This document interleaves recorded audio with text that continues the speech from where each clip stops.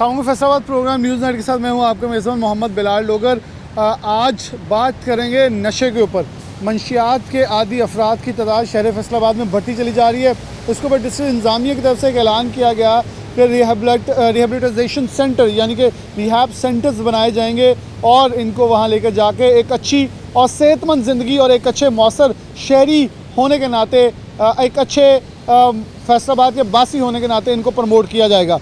तो इनके लिए क्या कुछ है, क्या कुछ होगा, तो सबसे पहले तो देखते हैं कि मंशियात के आदी अफराद की कहानियाँ क्या है। हम उनके पास पहुँचे कि क्यों ये इतनी बड़ी लानत के अंदर घिर गए हैं और फिर इनको बेचने वाले नशा कौन लोग हैं, वो क्या सलूक करते हैं। किनार रोड के इतराफ़ में बड़ी तादाद में लोग पाए जाते हैं, जिसमें सबसे पहले अब्दुल्लापुर है। मैं ज़रा नहीं इस तरह दूसरी तरफ भी दिखा दें कि वो एक दूसरी तरफ बैठे हैं और पूरी इन्हें झोंपड़ियाँ बनाई हुई हैं जहाँ ये रिहाइश इख्तियार करते हैं कि इनको मुआशरे ने एक तो ठुकरा देते हैं, घर वाले मुकम्मल तौर पे इनके इलाज मुआवजे के बजाय इनको कता ताल्लुकी का जो ताल्लुक है वो अपना लेते हैं। तो एक पीछे कुछ यहाँ मौजूद हैं, इनसे बात का आगाज़ भी करते हैं। अस्सलाम वालेकुम।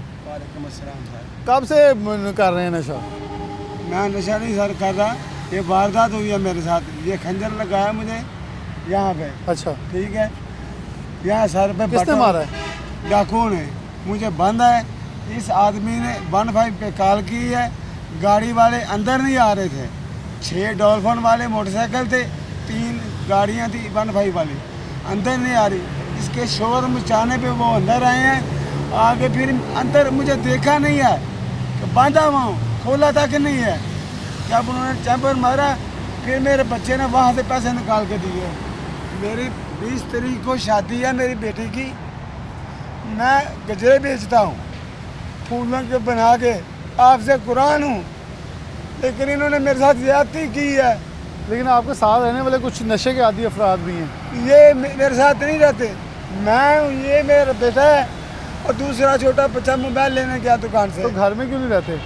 मेरे पास नहीं वसाइल हैं इतने। तो यहाँ तो ये ज़्यादातर हमें इर्द गिर्द मंशियात के आदी लोग ज़्यादा नज़र आते हैं जो नशा बेच के जाते हैं या ख़रीदते हैं। वो हैं उधर। हम यहाँ से चले गए, मेरे बच्चे को रज़ाइयाँ जो मिली मुझे जिप वाली थी वो भी ले गए। इस बच्चे के बूट ले गए, छोटे बच्चे के बूट ले गए, कपड़े ले गए। ये आज मैं भी नया लेके आया हूँ। 100 रुपया दे के आधा घंटा बहस करके हाथ जोड़ के लेके आया हूँ। मेरा पजामा वो फटा हुआ। चलें, ये एक और दर्दनाक कहानी है। यहाँ ये कह रहे हैं जी मैं मंशियात का आदी नहीं, लेकिन मैं यहाँ घर बार नहीं है तो यहाँ ज़िंदगी गुजार रहा हूँ।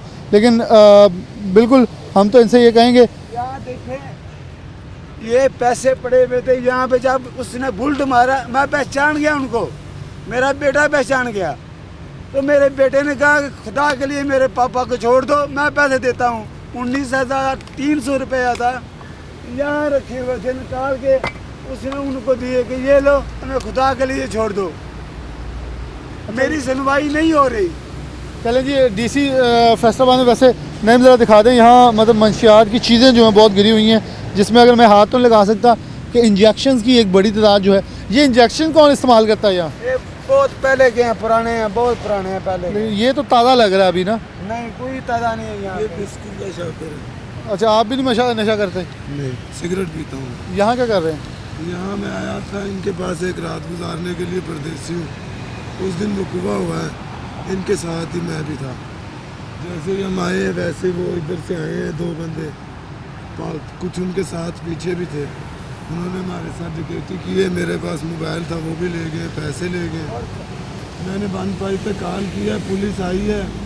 उन्होंने उल्टा मुझे चोर बोला। कैसे किए? वो फ़ोन तो ले गए थे आपका? 1 घंटा 1.5 मैंने दुकान वालों के तरले किए। दुकान वाले सबूत है, गवाह हैं। परली साइड पे दुकानें हैं, वो सारे बताएंगे। होटल वाले भी बताएंगे कि जब वकूआ हुआ इसने हमें सबको। कहाँ के रहने वाले हैं? मैं लाहौर के रहने वाला हूँ। तो यहाँ फैसला करने के आए थे? यहाँ मैं काम कर रहा था मजदूरी उमर टाउन में। वहाँ से मैंने छुट्टी की है, मेरे पास पैसे नहीं थे। मैंने इनको बोला कि मैंने 1 रात रहना है, किराया मेरे पास आएगा, सुबह चला जाऊँगा। मुझे पता नहीं था कि इधर रहूँगा और डकैत पड़ जाएंगे।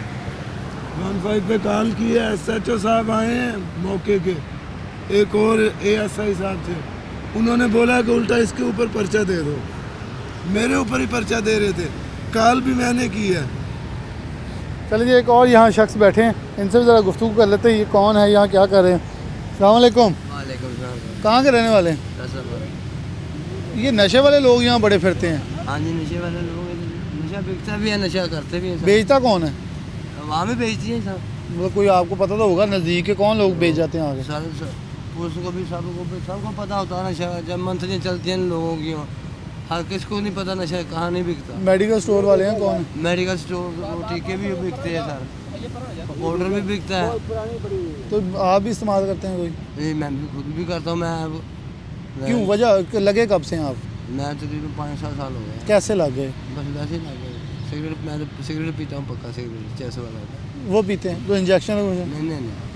इंजेक्शन लगाने वाले भी यहाँ आते हैं क्योंकि टीके? सब आते हैं इधर, बेचते भी हैं सर। अच्छा, बेचते भी हैं। बेचते भी हैं। अच्छा, गवर्नमेंट ने एक ऐलान किया डीसी फैसलाबाद ने कि एक ऐसा अदारा बनाया जाएगा जहां आप लोगों को रखा जाएगा। जी। क्या आपको लगता है कि वो ऐसा पहले भी मंसूबा आया या ये कोई मंसूबा अच्छा है कि आप लोग भी चाहते हो हम अच्छी ज़िंदगी गुजारना? वो कह रहे हैं कि आपको अच्छा साफ़ सुथरा इलाज करवाएंगे और फिर अच्छा शहरी बनाएंगे। इसका ही दिल करता है अच्छी ज़िंदगी गुजारने को, सबका दिल करता है। घर वाले हैं? सब कुछ अल्लाह कहाँ पाक रहते का बड़ा सा फैसलाबाद पे वहाँ जाते नहीं? जाते घर जाता हूँ मैं। तो फिर कोई रोकता नहीं नशा? सर रोकते, बेटियाँ भी हैं, बेटे भी हैं। अल्लाह पाक का बड़ा एहसान है हमारा। इंसान जब पटरी से उतर जाता है तो फिर दिल नहीं करता देखें पटरी पे चढ़ जाएँ? कितना मुश्किल है पटरी पे चढ़ना मुश्किल है? तो है, लेकिन मजबूर है जब इंसान। नहीं, छोड़ना क्या मुश्किल क्या है इसमें छोड़ने में? सर ये क्या बताएं आपको, बस नहीं बताएं ना, मतलब हो सकता है ठीक, तो बेहतरी का इम्कान तो होता है ना। एक सिगरेट है, आप घर वालों को आपके प्यारे हैं, सब मौजूद हैं, छोड़ देंगे तो क्या हो जाएगा? होता तो कुछ भी नहीं, बाहर मजबूर हूँ ऐसे। एक जैसे मैं जान ही है, तो थोड़ा सा फारगी का मरीज हूँ, जिसम अगर हीट ना मिलेगी तो जिसम मेरा फारग हो जाएगा। तो फिर आप किसी और चीज़ से ले लें। ताकत की बहुत सारी चीज़ें मौजूद हैं, खाने के लिए मौजूद हैं, लेकिन जब ये लगाएंगे फिर तो आप आदी हो जाएंगे। इसके आदी हो चुके हैं बल्कि 5 साल से। हाँ, हम तो आदि हो। लेकिन देखें ना, आप अच्छे खासे घर रहने वाले शख्स हैं, गंदगी में गलाजत में रहेंगे, दिल तो इससे भी नहीं करता रहने का यहाँ वो भी। तो आखिरी बार सर ठीक है, बंदा अपनी लाइन में बदल जाता है। जब फकीरी लाइन में आ जाता ना तो फिर उसको कोई शायद। जो लोग इधर लगते हैं उन्हें क्या कहेंगे? जी, जो लोग इधर लग रहे हैं, ताज़ा नौजवान बड़ी तादाद में इधर आ रहे हैं, उनको क्या पैगाम देंगे? 100% लग रहे हैं, आपकी बात ठीक है सर। उन्हें को पैगाम देंगे कि नहीं लगना चाहिए या लगना बुरी चाहिए? बात है, लगना नहीं चाहिए। नहीं लगना चाहिए। नहीं लगना चाहिए, बुरी बात है। अगली नस्ल को भी तबाह कर रहे हैं लोग। वजह कहाँ से बनी जो आप इस तरफ आए हैं? वजह कुछ भी नहीं सर, वजह क्या भाई। कितनी उम्र होगी आपकी? हमारी तकरीबन 65 साल की। 65 साल उम्र होगी। चलें जी, 65 साल इनकी उम्र है और ये इसके आदी हो चुके हैं। और यहाँ मुख्तलिफ़ किस्म के लोग हैं। यानी देखें, मैं अगर नईम के साथ जाऊँ तो यहाँ आग जला के, मतलब अगर पीछे भी देखें तो बड़ी तादाद में सरिंजें और मुख्तलिफ़ चीज़ें जो हैं वो यहाँ आपको मिलेगी। ये देखें इंजेक्शन हैं, मैं हाथ नहीं शायद लगा सकता, और ये इंजेक्शन मौजूद हैं जिनको इस्तेमाल किया जाए। जैसे ये ज़ाहिर हो रहा है कि यहाँ मामूल के मुताबिक जो है वो इस्तेमाल, ये सरिंज के कैप्स हैं, सरिंज के कवर हैं और ये सब कुछ यहाँ मौजूद है। फिर इसके पीछे चले जाएंगे तो आपको ये देखें, यहाँ भी सरिंज का कवर पड़ा है। यानी कि देने वाले वो खुद मान रहे हैं कि यहाँ लोग बेचने आते हैं और लोग बेच के जाते हैं और लोग उन्हें रोकने वाला कोई नहीं है। यहाँ भी चीज़ें मौजूद हैं और मेरे ख्याल में हम आगे लिए चलते हैं और लोग ढूंढे। नहीं, ज़रा दिखा दें इन्हें नाज़रीन को। ये देखें जी, ये कवर्स पड़े हैं। वो फौत हो चुकी है। यहाँ लेडीज़ भी आती थी? हाँ, ये सब इंजेक्शन वो लगाती थी, लेकिन वो फौत हो गए। तकरीबन 2 माह हो गए, 3 माह अपने घर जाके फौत हुई। वो फौत कैसे हुई? इंजेक्शन की वजह से। तो किसी ने रोका नहीं उन्हें आगे आज तक? मुझे नहीं पता, लेकिन मुझसे पहले मुझे 2 माह हुए इधर आए हुए कि मेरे पास किराया नहीं था। मुझे आदमी लेके आया यहाँ पे कि रेंट पे देता हूँ आपको मैं बैठक लेके 5000 रुपये। तो उस मैंने कहा ठीक है मुझे ले दो। तो यहाँ पे आके क्या कहता है कि यार नशा सेल करते हैं। अच्छा, वो बंदे ने आपको इसलिए बैठक देना चाहिए कि आप नशा सेल करें? हाँ, नशा सेल करूँ। मैंने कहा हाँ ठीक है करते हैं। अगर आपकी बहन घर में है, अगर पहली दफ़ा ही हम पकड़े जाते हैं तो ये मेरे बच्चे हैं, ये रुल जाएंगे। इस बात का उसने गुस्सा किया। मेरे पास खैमा था बाजारी, वो आप जैसे आदमी ने मुझे गिफ्ट किया। मेरे हालत देख के वो चुरा के ले गया। दरख्वास्त दी मैंने सिटी थाने में, तारकाबाद रेफ़र की, मेरी सुनवाई नहीं हुई। इन बच्चों के कपड़े 3 दफ़ा उस आदमी ने उठाए हैं, कुछ भी नहीं मिला। नाम बता दें आप उस शख्स का। शायद नाम है उसका, ये सामने गली में रहता है। यानी कि आप एक अच्छा गवर्नमेंट ने एक ऐलान किया, मैं आपसे ये भी दरख्वास्त करूँगा कि डीसी फैसलाबाद में कि हम सेंटर बनाएंगे, रिहैब सेंटर, कि रिहेबिलिटेशन को नशा करने वाले जब बेचने वाले लोग उनको लेके आएंगे ताकि वो एक आम ज़िंदगी गुजार सकें। तो वहाँ आप जाना चाहेंगे कि आपको भी अच्छी ज़िंदगी? मैं नशा नहीं करता, मैं अपने बच्चे पालना चाहता हूँ, मुझे वो पालने नहीं दे रहे। चले, रिहैब सेंटर के साथ इस दोस्त की एक दरख्वास्त है कि अब्दुल्लापुर के ऊपर यहाँ रिहाइश पजीर है। इनका कहना है कि हमें कुछ ऐसी सहूलत मुयसर कर दी जाए कि हम अच्छी ज़िंदगी गुजारने को कमरा एक दे दें, या जहाँ आप रिहैब सेंटर बना रहे हैं वहाँ यहाँ जो लोग आते हैं वो मजबूरियों के सताए फिर किसी न किसी तरह इस नशे के आदी हो जाएंगे, तो माशरा जो तबाही की तरफ जाएगा। और नहीं में आपको दिखाया, ये देखें सिरिंजें पड़ी हैं, 1 2 इंजेक्शन पड़े हैं, तीसरी ये पड़ी है, चौथी वो पड़ी हुई है। तो ये बड़ी तादाद में इंजेक्शन जो है इस्तेमाल किए गए हैं और ख़वातीन के जूते जो हैं वो भी पड़े हैं। इधर और भी लोग दूसरी तरफ मौजूद हैं, हम कोशिश करेंगे उनके पास भी चलते हैं। कहानी बड़ी दर्दनाक है इन सब के पीछे, लेकिन शायद सुनवाई करने वाला कोई नहीं। अस्सलाम वालेकुम, की कर रहे थे? की कर रहे हो? हैं? हाँ, नशा लाने पे टीके ला रहे हैं। हाँ, किधर पे आप? ਕਿਹਦਾ ਪਿਆ? ਉਹ ਜਾਣਦੇ ਆ ਮੁੰਡਾ ਉਹਦਾ ਵਾ। ਉਹ ਤੇਰੇ ਨਾਲ ਦਾ ਹੀ ਹੈ ਨਾ? ਉਹ ਭਾਈ ਮੇਰੇ ਨਾਲ ਦਾ ਨਹੀਂ, ਮੈਂ ਤੇ ਵੈਸੇ ਹੀ ਬੈਠਾ ਵਾ। ਕਿਉਂ ਲਾਣੇ ਕਿਉਂ ਵੈਸੇ ਟੀਕੇ? ਸਹੀ ਦੱਸ ਦੇ ਬੇਟਾ। ਚਾਚੂ ਮੇਰੇ ਵੇਲੋ ਕੋਈ ਵੀ ਨਿਸ਼ਾਨ ਹੋਏਗਾ ਕਿੰਨੀ ਉਮਰ ਤੇਰੀ? ਨਸ਼ੇ ਦਾ ਫਿਰ ਗਿਆ। ਪੈਸੇ ਤਾਂ ਤੈਨੂੰ ਦੇ ਗਿਆ ਉਹ? ਉਹਦੇ ਕੋਲੋਂ 20 ਰੁਪਏ ਲੈਣੇ ਸੀ, ਉਹਨੇ ਲੈ ਕੇ ਧਾਰੇ ਮੇਰੇ ਕੋਲ। ਤੇਰੇ ਕੋਲ ਇੰਜੈਕਸ਼ਨ ਪਏ ਨਾ, ਤੂੰ ਕਹਿੰਦਾ ਮੈਂ ਲਾਣਾ ਹੀ ਨਹੀਂ ਹੈ। ਕਿਤੇ ਮੈਂ ਕਿਹਾ ਚਾਚੂ ਮੇਰੇ ਨਿਸ਼ਾਨ ਕੋਈ ਵਾ ਦਿਓ। ਤੂੰ ਇੱਥੇ ਕਰ ਕੀ ਰਿਹਾ ਦੱਸ? ਵੈਸੇ ਹੀ ਬੈਠਾ। ਕਿੱਥੇ ਦਾ ਰਹਿਣ ਵਾਲਾ? ਮੈਂ ਇੱਥੇ ਸਲੀਮੀ ਚੌਂਕ। ਹੈ? ਸਲੀਮੀ ਚੌਂਕ ਦਾ। ਸਲੀਮੀ ਚੌਕ ਦਾ? ਕਿੱਥੇ ਕਰਦਾ? ਮੁੰਡੇ ਦੇ ਕੋਲ ਆਇਆ। ਹੈ? ਮੁੰਡੇ ਦੇ ਕੋਲ। ਤੇ ਨਸ਼ਾ ਕਰਨ ਵਾਲਿਆਂ ਨੂੰ ਤੂੰ ਕੀ ਕਰਦਾ? ਪੈਸੇ ਲੈਣੇ ਸੀ ਉਹਦੇ ਕੋਲੋਂ, ਉਹਨੇ ਲਏ ਸੀ। ਤੂੰ ਉਹਨੂੰ ਪੈਸੇ ਕਿਉਂ ਦਿੱਤੇ? ਉਹਨੇ ਲਏ ਸੀ ਧਾਰੇ। ਤੈਨੂੰ ਪਤਾ ਉਹ ਗਲਤ ਕੰਮ ਕਰਦਾ, ਤੂੰ ਉਹਨੂੰ ਪੈਸੇ ਦੇਣਾ ਪਿਆ? ਮੈਨੂੰ ਵੀ ਪਤਾ ਹੈ। ਨਸ਼ਾ ਲਿਆ ਕੇ ਦੇਣਾ? ਉਹਨੇ ਲਏ ਸੀ, ਕਹਿੰਦਾ ਮੈਨੂੰ ਚਾਹੀਦੇ ਆ, ਦੇ ਦੇ ਪੈਸੇ।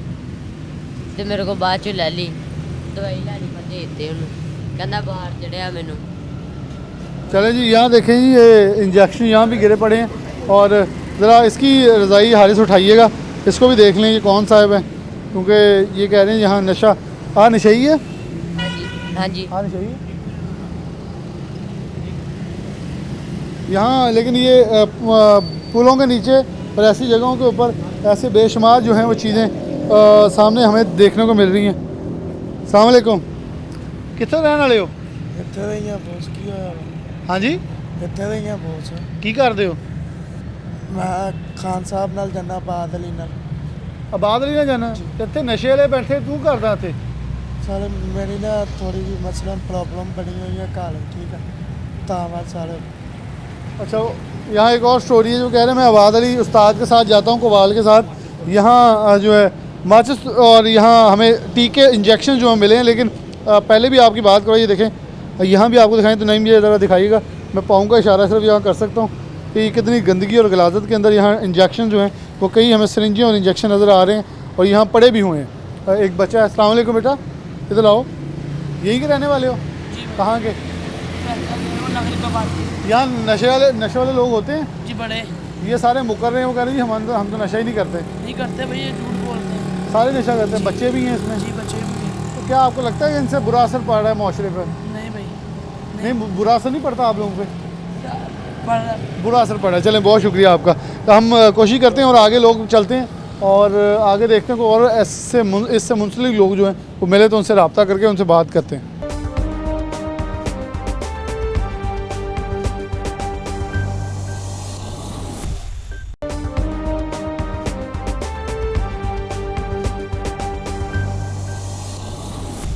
अस्सलामुअलैकुम, इस्लाम, कहाँ के रहने वाले हैं? हम यहीं के रहने वाले हैं। ये नशे वाले लोग रहते हैं, आप यहाँ क्या कर रहे हैं? हम भी मारा मोटा नशा करते हैं यहाँ, इसलिए। बैठ जाएंगे 2 मिनट यहाँ? बिस्मिल्लाह, ये ठहरे ज़रा। अच्छा जी, ये शख्स ने खुद अपनी तस्लीम की है। मैं यही बैठता हूँ, ऐसे बैठता हूँ, ऐसे बैठ जाना, बैठ जाओ आप नीचे बैठ जाओ। कब से नशा कर रहे हो? काफ़ी अरसा हो गया है। वजह बुरी सोसाइटी। तो बताएं ना, कहानी कहाँ से शुरू हुई, कहाँ के रहने वाले हैं आप? बस इधर के रहने वाले हैं, आबादी हुआ करती थी इधर, बेनजीर 2 साल 90 के 91 की बात है। जो कि मिलत रोड पे बाहर शिफ्ट हो गई। यहाँ पर भी वादी होती थी, वहाँ station Jaffar hotel, Zara hotel, उसके सामने भी होती थी। बेनज़ीर दौर में वो गिरा दी गई। उसके बाद पहले तो बाप भी नहीं था, हमने देखा नहीं, अपने होश में वालदा थी, उनके साथ किराए पे मकान पे रहते रहे। वालदा फौत हो गई तो फिर मकान भी नशे पे कैसे लगे? ये एक लंबी दास्तान बारे में है। थोड़ी सी हमें भी। बस ऐसे ही जैसे बुरी सोसाइटी में बैठ के लगे और किसी वजह से नहीं। कितनी उम्र आप आने वाले हैं तकरीबन 47 साल। क्या ये अच्छी आदत है या बुरी आदत? बुरी आदत है, बहुत बुरी आदत है। अल्लाह पाक हर किसी को गवर्नमेंट बचाए। डीसी फैसलाबाद एक प्रोग्राम शुरू कर रहे हैं, रिहेबिलिटाइजेशन सेंटर, कि जितने भी नशे के आदी लोग हैं उनको एक जगह इकट्ठा किया जाएगा, उनका इलाज किया जाएगा ताकि वो नशा छोड़कर एक अच्छे शहरी बने। ये बात मुझे नहीं समझ में आती और ना मैं इस बात पर कायल होता हूँ कि नशा छोड़ उसको उनको इकट्ठा किया जाएगा या ऐसा वैसा। कोई भी गवर्नमेंट इक़दाम उठाना चाहती है ना तो वो नहीं होगा। ऐसा नहीं हो सकता। ऐसे हो सकता है हाँ, अगर करें तो कोई ऐसा मामला करें कि जिस पर पूरी तरह उनकी रिस्पेक्ट हो अच्छा, और उन पर आपको कभी पकड़ के लेके जाया गया? हैं? आपको कभी पकड़ के लेके गए? मतलब ऐसे कहीं भी कोई गवर्नमेंट का अदारा लेके गया हो पकड़ के कि नशा करते हैं, नशे वालों को पकड़ ऐसी वैसी बात कोई भी नहीं है। एक दो दफ़ा ये पीपल कॉलोनी थाने वाले लेके गए, उन्होंने छोड़ दिया। छोड़ देते हैं? तो पैसे क्योंकि लेते नशा हैं क्या नहीं, करते? पैसे नहीं लेते। नशा इसलिए कि हम उनसे नशा नशा नहीं दिया जाता। हाँ हाँ, नशे वाला आदमी जो है बर्दाश्त नहीं कर सकता उसकी तो टोट अगर गवर्नमेंट वो आपको डेथ हो सकती है उसकी। तो अगर गवर्नमेंट आपको अद्वियात देकर ठीक करे तो है काम सही? ये हो नहीं सकता। वजह यह है कि बात आप तक की महदूद रहेगी, मीडिया तक रहेगी, इसका नोटिस कोई नहीं लेगा। इधर से वज़ीर वज़रा गुजरते हैं, देखते नहीं वो, क्या उन्हें नहीं मालूम कि यहाँ पर जो बैठे हैं वो किस हालत में बैठे हैं। दूसरे इलाके में जो लोग जाते हैं उन वहाँ से गुजरते हैं तो देखते नहीं हैं वो क्या हो रहा है। इस पर हमारा पूरा कंट्रोल है। हम यहाँ के मेयर हैं फैसलाबाद के। नाम क्या आपका? मेरा नाम अल्लाह इता है। अल्लाह इता। अल्लाह इता बड़ा खूबसूरत नाम है। तो कभी कोशिश नहीं की छोड़ने की? काफ़ी दफ़ा हुआ, अल्हम्दुलिल्लाह शुम्मा अल्हम्दुलिल्लाह, बस छोड़ा। गुजर बसर के लिए क्या करते? यही गुजर बसर के लिए कागज़ वगैरह उठा, गत्ता उठा, तो बेचता प्लास्टिक कौन है उठा। आप लोगों को? हैं? जो नशा दे बेचता कौन है? हाँ देखें, मेन बुनियाद वाली बात, इसी बात को मैं कह रहा हूँ। इलाज वाला बात जो है ना वो बाद में, बेचता पहले कौन है? इसको इस मूड को तो ख़त्म करो, इसको मुकम्मल तौर पर ख़त्म करो। अल्हम्दुलिल्लाह मैं इस जहाद में शामिल होऊंगा गवर्नमेंट के आदमी के साथ। अच्छा, अगर आप गवर्नमेंट मदद लेना चाहें हाँ इंशाल्लाह जहाद के मामले इस मामले में जहाद करूँगा। तो आपको लगता है पहले उन लोगों को खत्म करें? पहले वो चीज़ ख़त्म हो जो यहाँ पर आती है। कहाँ से आती है? फैसलाबाद में या मुल्क पाकिस्तान में। अच्छा, वो टीका कितने का है जो 2 टीके मिक्स करके लगाते हैं या जो भी है? आज वो 60-70 रुपये में 60-70 बस। यानी कि थोड़ी सी भी चीज़ 2-3 बेचें तो पैसे बन जाते हैं। हाँ बन जाते हैं। यानी कि आप प्लास्टिक उठा लें, उसकी कीमत है 70 रुपये किलो बोतलों की, वो उतार ले तो आप इंजेक्शन के निज़ाम बना लें। बना लेते हैं। देखें जी, ये इन्होंने अल्लाह देता ने बड़ी खूबसूरत बातें की। उन्होंने कहा बेचने वाले हैं, पहले लोगों को पढ़े। डॉक्टर साहब मेरे साथ आप आ जाएँ, एक माहिर नफ्सियात है हमारे साथ, इनसे सवाल से गुफ्तगू है। अस्सलाम वालेकुम। वालेकुम सलाम। बहुत शुक्रिया आपके वक्त देने के लिए। अच्छा, क्या समझते हैं ये क्या एक ट्रॉमा है, एक बीमारी है, एक सीन है, ये एक कैफियत है? क्या है ये नशा जो लोग लग जाते हैं उसे छोड़ना क्यों नहीं चाहते?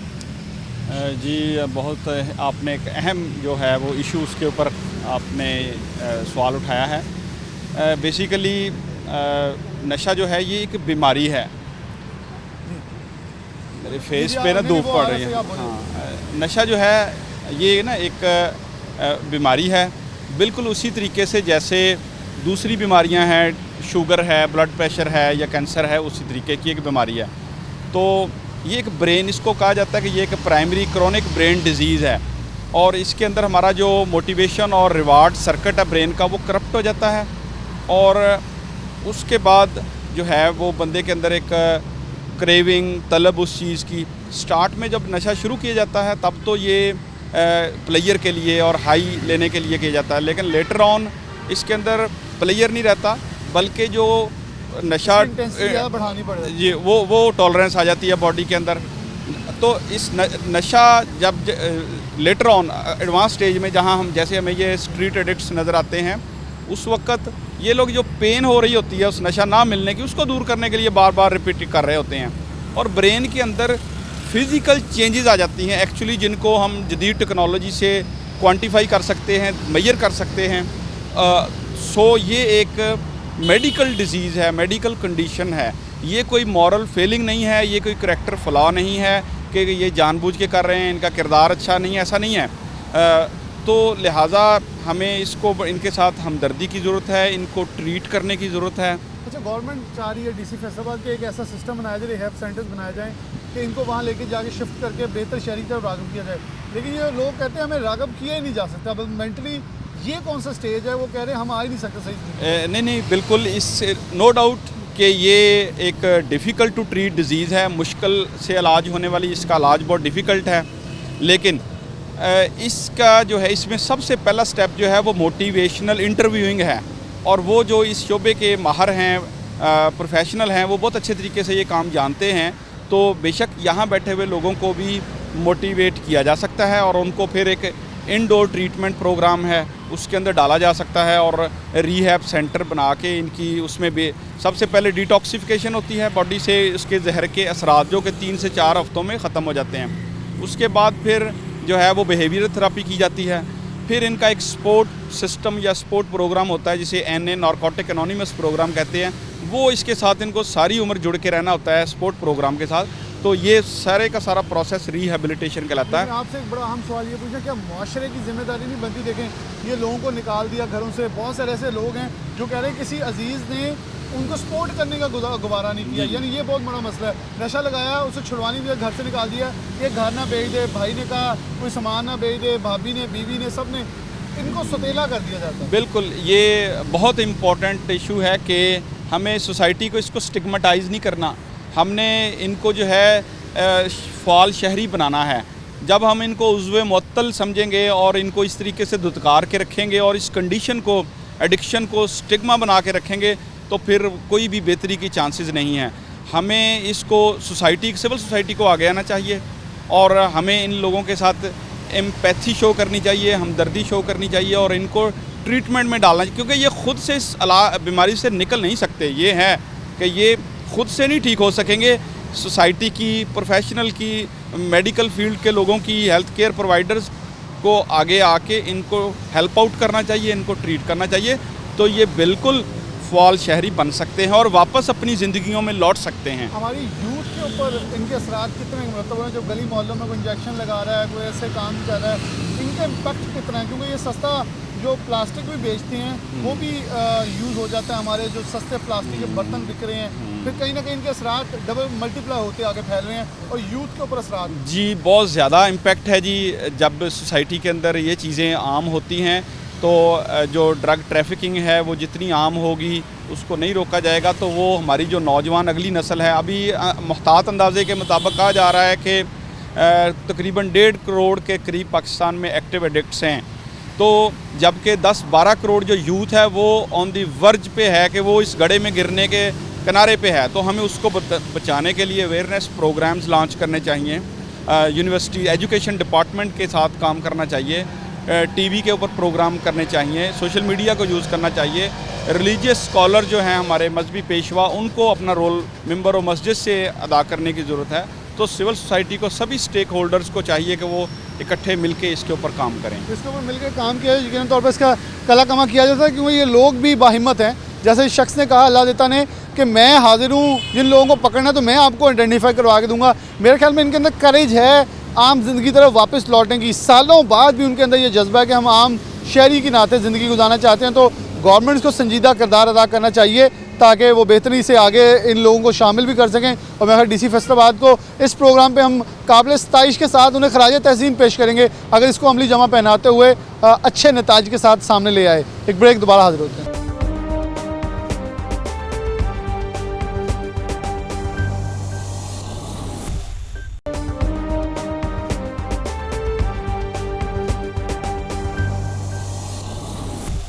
अस्सलामुअलैकुम। किथों रहने वाला? मैं सांगला का। तो नशा क्यों करता? नशा वैसे परेशानी की वजह से कर रहा हूँ। की परेशानी की? घरेलू परेशानी। क्या है बताएं सही।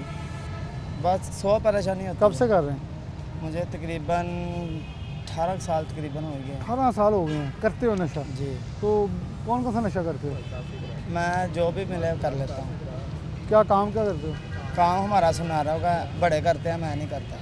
यार एडा अच्छा काम ते क्यों एडा अच्छा काम होने के बावजूद क्यों नहीं उन्हें नाल लगा? बस मैंने ना सांगले से मैं आया था, मैं घर गया हूँ तो मुझे फिर वापस आ गया। मैंने कल एक आदमी से बात की, मैंने कहा यार मेरी इधर ना दिहाड़ी में लगाना चाहता हूँ, मैं किसी के आगे हाथ नहीं फैलाना चाहता, क्योंकि मैं जिनका बेटा हूँ ना वो खुद बांटने वाले हैं। मैं सैयद फ़कीर की औलाद हूँ और वो अल्लाह के वली हैं, मैं उनका बेटा हूँ, उनका भतीजा हूँ, उनके छोटे भाई का बेटा हूँ मैं। तो यार मैं ना इधर दिहाड़ी लगाना चाहता हूँ। तो वो कहते हैं आपको 500 रुपये मिलेगा, 12 घंटे ड्यूटी है। मैं कहा ये आप मज़दूर का हक रख रहे हो, दिहाड़ी आप मज़दूर की सांगला हिल में 1000 रुपये है, इधर 1200 रुपये है मिस्त्रियों के। मगर जो आप कह रहे हैं कि लकड़े आग में फेंकनी है, कि आग के आगे भी खड़ा होना, सर्दियाँ कोई बात नहीं, मगर आपकी मजदूरी आप कम दे रहे हैं, आप मज़दूर का हक रख रहे हैं। आप ऐसे करें मुझे 1000 दे दें, उसने कहा नहीं। मैंने कहा ऐसे करें फिर मुझे 850 दे दें, उसने कहा नहीं। फिर मैंने कहा 800 दे दें, 8 घंटे ड्यूटी। कहता चलो 8 घंटे ड्यूटी दे देना, 500 देंगे। मैंने कहा ये भी आप मज़दूर का हक रख रहे हो, 800 दे दो, 8 घंटे ड्यूटी मैं दूंगा। अगर 9 घंटे मतलब कि 8 घंटे ड्यूटी है, आपको भी पता है मज़दूर की, और 1000 रुपया दिहाड़ी है मिस्त्री है। मगर मैंने उनसे कहा, उन्होंने कहा, मैंने कहा 500 मुझे आप दें, तो मैं कहता 500 दूंगा मैं आपको। तो मैंने कहा नहीं मैं नहीं लेकिन लगता। इतने लंबे क्या घर के मसाइल हो गए कि आप इतने 18 साल से इसी काम पे लगे हुए हैं? बस कितनी उम्र 17 है? साल पहले मेरी शादी हुई थी, मेरी वाइफ थी। तो मैं चर्च पीता था, झूठ बोलने की मेरी नहीं आदत, मैं चर्च पीता था। जब मेरी शादी हुई वो मैंने छोड़ दी, मतलब के कम कर दी। तो फिर 4 माह बाद वो इंतकाल हो गया उनका, वो फौत हो गई। कैसे? हैज़ा हो गया था, प्रेग्नेंट थी वो, उन्हें बीमार थी वो, हैज़ा हो गया। तो आप जिनसे आप बात कर रहे हैं मैं भी सुन रहा हूँ, आप दिल में भी बोलेंगे मैं सुन लूँगा, मैं बाद में बताऊँगा आप उनसे क्या बातें कर रहे हैं। अच्छा। तो नहीं वो ही वली है, मैं नहीं वली अंकल, आपने कहा वो मेरे बड़े हैं।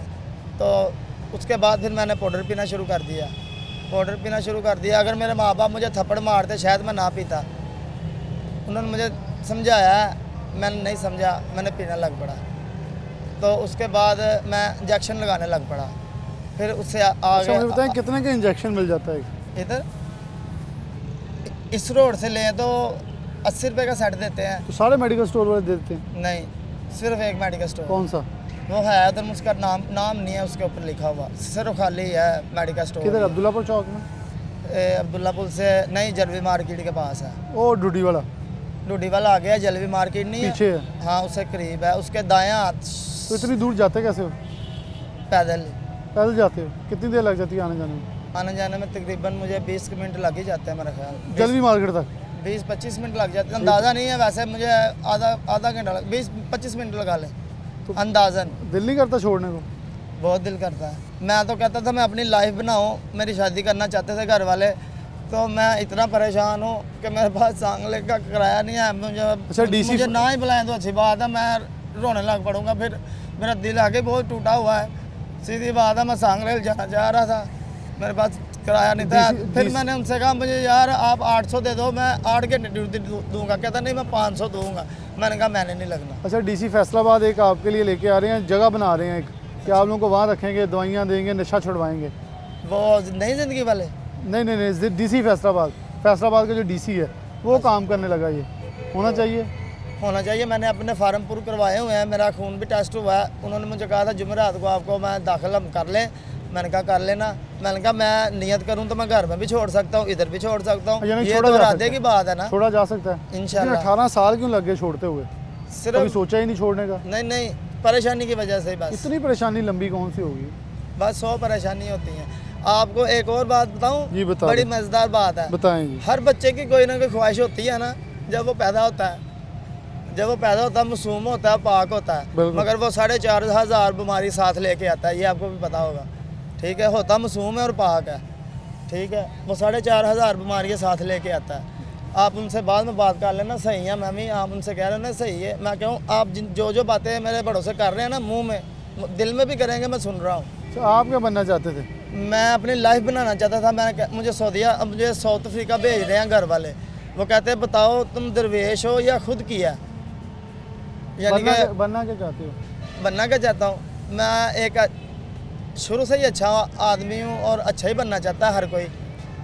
जो अच्छा हो उसे अगला भी अच्छा लगता है, जो चोर हो उसे अगला भी चोर लगता है। चलें जी, बहुत नाम क्या आपका? मेरा नाम मोहम्मद आसिफ हुसैन। मोहम्मद आसिफ हुसैन साहब, शुक्रिया आपका। अल्लाह पाक। वैसे डीसी फैसलाबाद साहब ये बड़ा अच्छा काम है, क्योंकि देखें ये लोगों का इंटरव्यू लेने का मकसद सिर्फ आज का एक था कि आप एक अच्छा काम कर रहे हैं कि इन लोगों नहीं बिल्कुल जी आपने ठीक किया है। आप ये डीसी फैसलाबाद चाहते हैं कि इन लोगों को राह रास्त पे लेके आ जाए, अच्छी ज़िंदगी दी जाए, तो उसके लिए किरदार अदा किया जा रहा है। एक और आगे मंशियात का आदि शख्स बैठा है जो कि नशे का इस्तेमाल कर रहा है, कोशिश करते हैं उनके पास जाते हैं कि वो क्या इसके ऊपर गुफ्तगू करना चाहेंगे। तो नईम सलीम आप मेरे साथ ही आ जाएं ताकि हम ट्रैक के साथ हैं। लेकिन ख़तरनाक ये है, ये ट्रैक के बिल्कुल साथ साथ चलते हैं और यहाँ एक साल में अगर बात करूँ तो सैकड़ों मौत हो जाती हैं, क्योंकि जो लोग इस ट्रैक के साथ फिर रहे होते हैं अक्सर ट्रेन की जद में आके उनकी जान जो है वो चले जाती है। उन्हें क्या कुछ औखियां लम्मियां रावां सन, कुछ गल विच गम दा तोक भी सी, कुछ शहर दे लोग भी जालम सन, कुछ सानू मरन दा शौक भी सी। मरन का शौक तो नहीं वैसे होना चाहिए। नहीं ये बात नहीं आपने होना सही चाहिए। है। हाँ जिंदगी लाइफ बननी चाहिए। मैंने कहा था मैं शेर आता है। शेर मैं ये नजमी साहब का सुना सकता हूँ। आप कराची, नजमी साहब कराची के हैं, मुशायरे का मैं शौकीन हूँ, शौक़ रखता हूँ। तो ये बाद में बात करना आपने जो उनसे कहा कि दरवेश है, आप दिल मुँह में जो भी बात करेंगे मैं सुन लूँगा। चले बोले आप शेर सुनाएं। वो कहते हैं कि मन्नू भी एक वार करा दे तू दीदार मदीने दा। नजमी साहब कहते हैं, फरमाते हैं मुझे भी एक वार करा दे तू दीदार मदीने दा। अल्लाह नूं कहंदे ने मन्नू भी एक वार करा दे तू दीदार मदीने दा। मेरे आया हो नहीं जाता तंग बाजार मदीने दा। कि मैं गजल जो गाना गीत भी गाना शक्कर एक मिनट, मेरे आया हो नहीं जाता तंग बाजार मदीने दा, कि मेरे आना राह छोटा नहीं हो जाना। समझ मैं तेरी जुबान से समझन दिया ते दिल ਨੂੰ ਦਿਲਾਸਾ ਦੇਣ ਲਈ, ਦਿਲ ਨੂੰ ਦਿਲਾਸਾ ਦੇਣ ਲਈ ਝੁੱਗੀਆਂ ਦੇ ਸ਼ਹਿਨशाह, ਪੁੱਤਰਾਂ ਨੂੰ ਰਾਜੇ ਆਖਦੇ ਧੀਆਂ ਨੂੰ ਰਾਣੀਆਂ। ਤੇ ਕੱਲ ਫੇਰ ਖਾਬ ਵਿੱਚ ਆਇਆ ਉਹ ਬੇਵਫਾ, ਕੱਲ ਫੇਰ ਜਾਗੀਆਂ ਉਹ ਪੀਣਾ ਪੁਰਾਣੀਆਂ, ਹੋਈਆਂ ਕੋਈ ਇੰਜ ਦੀਆਂ ਅਕਲਾਂ ਸਿਆਣੀਆਂ, ਗਰਜ਼ੋਂ ਬਗੈਰ ਜਾਨ ਨਾ ਸ਼ਕਲਾਂ ਪਛਾਣੀਆਂ। तो गीत भी आंदा, गजल भी आंदी कोई? ये आपको मैंने गजल गीत आती है? आता तो बहुत कुछ है, वैसे ज़हन परेशान है मेरा। चलें जी, ज़हन परेशान है, अल्लाह आसानियाँ करे इसके लिए भी। यहाँ एक और मंशियात का आदि शख्स मौजूद है। अस्सलाम वालेकुम, क्या कर रहे हो? क्या कर रहे हो? बैठे सीगे। नशा क्यों करते? नहीं रोटी पानी नहीं, नशा क्यों करते वैसे? कितने साल हो गए? गर्मी सर्दी तो यहाँ गर्मी सर्दी है ही नहीं। नहीं, नशा करते हैं कितने साल हो गए? करते हो? नहीं कौन सा नशा करते हो? हाँ रोटी पानी का ही करता है। नहीं, कितने साल हो गए? कितने साल हो गए? नाम क्या है? नाम बता दो अपना। कहाँ के रहने वाले? घर पता कहाँ है? कहाँ है? नहर तो परली साइड पे है। नहर तो पली साइड। नाम की है? नाम डिकू है मिठू? डिकू है मिठू रश्के वाले का नाम है। तेरा की? डिकू। डिकू? हाँ जी अच्छा, इत्थे करदा पिया? ड्यूटी कर रहे हैं, कोई काम माड़ा चंगा है चलो कर लेते हैं। की कर लेना? नहीं नशा नुशा भी करदा? नशा नहीं। है हल्का फुल्का जरा करदा? नहीं करदा? चलें, यहाँ मुख्तलिफ चीज़ें हैं जो कि मिल जाती हैं। वैसे ट्रेन आ रही है तो ये लोग बड़े जो है सूरत हाल ख़तरनाक। अच्छा, ये पूरी पटरी के अंदर बहुत सारी चीज़ें जो है मिल जाती हैं। यहाँ आपको मंशियात के आदि अफराद के साथ इंजेक्शंस और बहुत सारी चीज़ें जो फेंकी इस्तेमाल शुदा है, क्योंकि ये ट्रैक है रेलवे का। यहाँ बेशतर बार ऐसा हो चुका है कि हादसे जैसे मैंने पहले बताया हो चुका है, लेकिन लोग नीचे आकर ट्रेन के यहाँ बात जो होती रहती हैं और ये बड़ा लम्हा फ़िक्र है, क्योंकि ताफ़ुन ज़्यादा माहौल में बैठे थे। मेरे ख्याल में डीसी फैसलाबाद का इक़दाम अच्छा है और मेरे ख्याल में इसे प्रमोट करना चाहिए हमें भी कि इस चीज़ को आगे बढ़ाया जाए और ठीक हो। और मेरे ख्याल में ये लोग आम ज़िंदगी की तरफ वापस आने भी चाहिए। वकास बेग हमारे साथ होंगे, पूछते हैं कैसे होगा प्रोजेक्ट, क्या है प्रोजेक्ट, क्योंकि एक ख़बर उन्होंने नशर की, एक ख़बर दी वकास ने, तो हमने उसका प्रोग्राम किया। मकसद ये था जितने भी मंशियात के भरमार है पूरे शहर में, लेकिन मकसद सिर्फ एक कि इनको आम ज़िंदगी की तरफ वापस लेके आया जा सके। अब आपको आगे लिए चलते हैं। प्रोग्राम में आगे बढ़े, हमारे साथ फैसल साहब मौजूद हैं, इनसे बात का आगाज़ करते हैं। एक बड़ा अच्छा प्रोजेक्ट है बिलाशुबा। आज हमने एक और काम किया कि आप लोगों को मौक़िफ़ लेने से पहले हमने तमाम फैसलाबाद में जहाँ जहाँ मंशियात के आदी लोग हैं उनसे इंटरव्यू किए हैं। वो भी ठीक होना चाह रहे हैं, लेकिन शायद वो ये समझते हैं कि पुलिस की तरह आप लोग डील करेंगे, पकड़ लेंगे फिर छोड़ देंगे। तो क्या इसका मैकेनिज़्म क्या होगा, क्या सीरियसली इसको टेकअप किया जाएगा? जी बिस्मिल्लाहिर्रहमानिर्रहीम। पहले तो मैं आपको शुक्रगुजार हूँ। देखिए बात यह है कि ज़िला इंतज़ामिया कोशिश ये कर रही है कि वो लोग जो मनशियात के आदी हैं वो भी हमारे शहरी हैं और उनको मुफीद शहरी बनाया जाए। ये एक ऐसी लत है जिससे इंसान की न सिर्फ उसकी ज़ाती ज़िंदगी बल्कि मुआशरे में भी उसका कोई मुकाम नहीं रहता। तो इस हवाले से मैं ये समझता हूँ कि जो क्रेडिट है हमारे sir deputy commissioner Imran Hamid Sheikh sahab को जाता है, वो इसको बड़ा सीरियसली इसको उन्होंने टेकअप किया है और इसकी एक मीटिंग जो है वो हो चुकी है। दूसरी मीटिंग इंशाल्लाह ताला 1 या 2 दिन में हो रही है। अब उस मीटिंग में हम बाकायदा इसकी स्ट्रेटजी बनाएंगे कि हमारे पास हमने जो एक होता है ना वर्क होता है जो वर्क प्लान वो हमने कर लिया हुआ प्लान, हमने डाटा ले लिया हुआ है कि हमारे पास कौन से सरकारी इदारे हैं, कौन से गैर सरकारी इदारे हैं, उसमें बेड्स की कैपेसिटी कितनी है, वैकेंट कितने हैं और ऑक्यूपाइड कितने हैं। अब इस हवाले से हमारी एक बाकायदा एक कमेटी बनी हुई है, डिस्ट्रिक्ट नारकोटिक्स कंट्रोल कमेटी है। उस कमेटी का इजलास जो है वो अनकरीब होगा इंशाल्लाह 1-2 दिन में, जैसे मैंने आपको बताया। उस इजलास में हम ये तय करेंगे हमने क्या क्या करना है, किस किस तरह करना है, और जैसे ही वो होगा इंशाल्लाह हम आपको ब्रीफ कर देंगे। सर जी बहुत शुक्रिया। इन्होंने कहा जी आने वाले दिनों में मज़ीद इसके ऊपर अपडेट्स होंगी और मुस्बत अंदाज में अच्छे नताइज के साथ इसको लेकर आगे चला जाएगा। प्रोग्राम में आगे बढ़ते हैं। वकास बेग साहब हमारे साथ मौजूद है, सीनियर रिपोर्टर हमारे। वकास भाई, क्या ये रिहैब सेंटर्स के अंदर होगा, क्योंकि पहले भी इससे ऐसे मामला होंगे, इनको उठा के लिया जाता है। हमने आज पूरे शहर में मुख्तलिफ मकामात के ऊपर जो मंशियात के आदी लोग हैं उनसे इंटरव्यू लिया है। लोग ख़ुद भी ठीक होना चाहते हैं, लेकिन इनके पीछे बड़ी कुछ स्टोरियाँ हैं। वो अगर आपको बेहतर पता होगा, कोई शेर व शायरी सुनाता है, कोई अपने दर्द सुनाता है, कोई बहुत सारे किस्से सुनाता है। तो कैसे इनको लेकर एक बेहतर शायरी की तरफ गामजन हो जाएगा, क्या प्रोजेक्ट क्या है ये?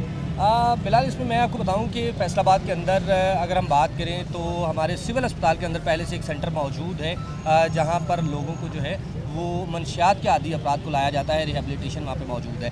लेकिन अब डिस्ट्रिक्ट गवर्नमेंट जो है वो एक नेक्स्ट कदम जो है वो उठाने जा रही है, जिसमें ये कहा जा रहा है कि ना सिर्फ सिविल अस्पताल में बल्कि इसके साथ साथ दीगर अस्पताल जो मौजूद हैं वहाँ पर ऐसे रिहेबिलिटेशन सेंटर बनाए जाएंगे और बाकायदा एक मुहिम के तहत 2 वैन्स जो हैं वो शहर में चलाई जाएंगी, जिनके ज़िम्मे ये होगा कि वो मुख्तलिफ पुलों के नीचे, सड़क किनारे, फुटपाथ पर मौजूद, रेलवे स्टेशन पर मौजूद मंशियात के आदी अफराद को जो है वो ना सिर्फ पिक करेंगे बल्कि रिहेबिलिटेशन सेंटर तक पहुँचाएँगे, जहाँ उन तमाम मंशियात के आदी अफराद का एक प्रॉपर तरीके से इलाज किया जाएगा। अब इसमें डिस्ट्रिक्ट गवर्नमेंट का ये भी कहना है कि सिर्फ इलाज ही नहीं बल्कि साथ साथ ये कोशिश भी की जाएगी कि इन अफराद को जैसे जैसे ये ठीक होते हैं कुछ ऐसा हुनर सिखाया जाए। नो डाउट कि कुछ बड़ी कारीगरी जो है वो नहीं सिखाई जाएगी, लेकिन छोटे छोटे ऐसे हुनर कि जिससे ये अफराद ठीक होने के बाद रिहेबिलिटेशन सेंटर से जब निकलें तो ये अपना कोई रोज़गार जो है वो बना सकें। इस हवाले से डिप्टी कमिश्नर की जानिब से एक अहम इजलास जो है वो मुनक्कद किया गया था, जिसमें ये कहा गया था कि तमाम तर महकमे जो हैं, ख़ास तौर पे अगर हम बात कर लें तो फैसलाबाद रिहेबिलिटेशन फोरम के नाम से एक फ़ोरम भी मौजूद है। इसके बाद मंशियात से ताल्लुक़ रखने वाले तमाम अदारे, इंसदाद मंशियात उसमें हम कह सकते हैं। इसके साथ साथ पुलिस के जवान। मैं कथा कलामी की माफ़ी चाहता हूँ, इसके अंदर एक चीज़ और है कि उन लोगों से जब पूछा तो उन्होंने कहा ये ज़्यादा बेटर नहीं है कि आप रिहैब बनाएं, बल्कि आप ज़्यादा बेटर है कि वो लोग रोकें जो हमें बेच के जाते हैं। बाकायदा उन्होंने कहा कि हम नहीं ख़रीदने जाते, इवन हमें लोग आगे बेच जाते हैं। 60, 70 या 80 रुपये का वो इंजेक्शन बनते हैं, 2 मिला के जो लगाए जाते हैं। यानी कि इतने सस्ते, कोई गाड़ी में भी 10 गाड़ियों को रोकें तो एक तो 100 दे जाएगा या 50 दे जाएगा, 100 रुपया तो उनका बन जाएगा। तो फिर मेरे ख्याल में हमें कुछ तदारक के लिए भी कुछ करना होगा कि असर नौ जो लोग बेच रहे हैं उनके खिलाफ भी महकमा सेहत को भी इन्वॉल्व करना होगा। बिल्कुल बिलाल, इसमें जब ये इजलास मुनक्कद हुआ तो ये हंगामी इजलास था डिप्टी कमिश्नर की जानिब से, और इसमें तमाम महकमे, अगर हम बात करें पुलिस की, इंसदाद मंशियात के तमाम महकमे और इसके साथ साथ महकमा हेल्थ के अफसरान जो हैं वो भी मौजूद थे। इन्हें ड्रग अब्यूज़ सेंटर का नाम दिया गया कि यहाँ पर ना सिर्फ महकमा हेल्थ काम करेगा बल्कि पुलिस जो है वो ऐसे तमाम अफराद की जिनको रिहेबिलिटेशन सेंटर में लाया जाएगा उनकी बाकायदा रजिस्ट्रेशन करेगी और उन पर नज़र रखी जाएगी। जबकि इसके साथ साथ उन्हीं अफराद के ज़रिए से कि वो कहाँ कहाँ से मंशियात की ख़रीदारी करते रहे, ये एक बड़ा सेटबैक होगा पुलिस के लिए कि ऐसे बहुत से अफराद का उनको डाटा मिल सकेगा कि कौन कौन शहर में मुख्तलिफ मुकामात पर छुप कर या पुलिस की नज़रों से बच कर जो है वो मंशियात फरोशी जो है वो कर रहा है। तो ऐसे अफराद की पूरी लिस्ट भी इख्तियार की जाएगी ताकि इस शहर से मंशियात फरोशों का भी मुकम्मल जो है वो खात्मा किया जा सके। जबकि महकमा हेल्थ की जो ख़ास जिम्मेदारी दी गई है वो ये है कि वो ना सिर्फ इनकी देखभाल करेंगे रिहैबिलिटेशन सेंटर में, बल्कि इसके साथ साथ इनको ऐसी मेडिकेशन के ज़रिए इनकी सेहत को जो है वो बेहतर बनाया जाएगा, क्योंकि मंशियात के आदि अक्सर अफराद जो हैं वो लागर और बेबस हुए जो हैं वो हमें फुटपाथों पर पड़े दिखाई देते हैं। आखिर में बहुत मुख्तसर, लगता है कामयाब हो पाएंगे ये प्रोजेक्ट? बिल्कुल बिलाल, इस हवाले से ज़िला इंतज़ामिया की अगर मैं मौजूदा वक्त में बात करूँ तो ये चौथा बड़ा प्रोजेक्ट होगा। पहले 3 प्रोजेक्ट जो हैं वो मुझे इसलिए कुछ हद तक जो है वो 70% तक कामयाब होते हुए दिखाई दे रहे हैं कि डिप्टी कमिश्नर जो कि खुद इन प्रोजेक्ट को शुरू कर रहे हैं, वो शुरू करने के बाद योमिया की बुनियाद पर ना सिर्फ रिपोर्ट लेते हैं बल्कि उसको सोशल मीडिया पे काउंटर चेक के लिए शेयर करते हैं, ताकि फैसलाबाद के शहरी जो हैं वो अपना फीडबैक दे सकें कि क्या ऐसा है जो डिप्टी कमिश्नर के फेसबुक पेज से शेयर किया जा रहा है एक्चुअल में ऐसा है। जिस तरह मैं कहूँ तो एंटी गदागरी मुहिम जो है, फिर ऐसे बेघर अफराद जिनको चौक चौराहों से उठाना और उनको क़यामगाहों तक पहुंचाना, ये एक सिलसिला शुरू किया गया था। फ़कीर जो कि हमें रोड पे भिखारी जो दिखाई देते थे, उनके बच्चों को बाकायदा स्कूल्स के अंदर भिजवाया जा रहा है, तो उसकी रोज़ाना रिपोर्ट आती है, शहरी उस पर अपने कमेंट्स करते हैं। अगर कुछ नेगेटिव कमेंट होता है तो डिप्टी कमिश्नर जो है वो बाकायदा उस पर अगले दिन ना सिर्फ मीटिंग तलब करते हैं बल्कि उस पर पूरी रिपोर्ट तलब की जाती है। तो उम्मीद की जा रही है कि शायद ये प्रोजेक्ट जो है अगर 60% भी कामयाब होता है तो फैसलाबाद में मंशियात के आदी अफराद की तादाद में कुछ कमी आएगी। शायद मंशियात फरोश जो हैं वो भी कुछ पहले से ज़्यादा पुलिस गिरफ्तार कर सकती है। पुलिस गिरफ्तार कर सकती है। और आखिर में ये कि ये मौसम बड़ा मौसर है, क्योंकि सर्दियों के अंदर जो ड्यूरेशन है वो थोड़ी प्रोलॉन्ग होती है, तो जो नशे के आदी लोग हैं उनको रिहैब करने की तरफ और वापस ज़िंदगी की तरफ लाना आसान हो सकता है, क्योंकि गर्मियों में एडिक्शन ज़्यादा होती है, लोग ज़्यादा इस्तेमाल कर रहे होते हैं और इनका रोकना या इनका जो फैलाव है वो शहर में बहुत तेज़ हो जाता है। और पाकिस्तान में रिपोर्ट्स के मुताबिक, जैसे डॉक्टर ने हमारे साथ शेयर किया कि 1 करोड़ से ज़ायद लोग इसके साथ मुतासिर हैं और कमोबेश 11-12 करोड़ हमारी यूथ जो है वो किनारे पे खड़ी है, जहाँ ये माशरे को ख़राब करने के साथ एक मनफी असरात को भी मुरतब करते हैं। मेरे ख्याल में बहुत संजीदगी से इसकी तरफ बढ़ना होगा, ताकि ये मंशियात के आदी लोगों के साथ साथ जो उनको बेचने वाले हैं उनका कला कमा करते हुए एक पाक साफ माशरे का परवान जो है वो उसको चढ़ाया जा सके। इसके साथ प्रोग्राम न्यूज़ नर से इजाज़त दीजिए। अल्लाह हाफ़िज़।